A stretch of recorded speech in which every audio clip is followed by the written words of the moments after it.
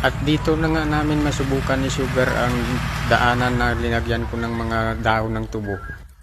Nagmamaniobra lang ako para ipisto siya sa pinakadaanan.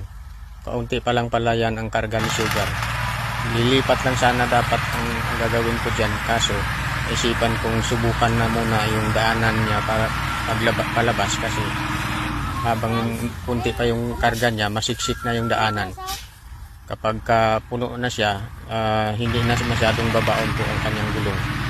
At yun na nga, pinisto ko na siya ng paatras lang ang yung subok ko dyan kasi para pagdating po dito sa itaas, hindi na kami magmaniobra pabalik na ibaba dahil babalik pa po kami sa ibaba upang dagdagan pa po ang load ni Sugar.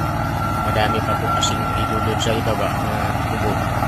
Ayun na nga, atras na kami dyan ni Sugar, inaapakan na niya yung mga nilagay kong mga dahon ng tubo na binubuhot ko.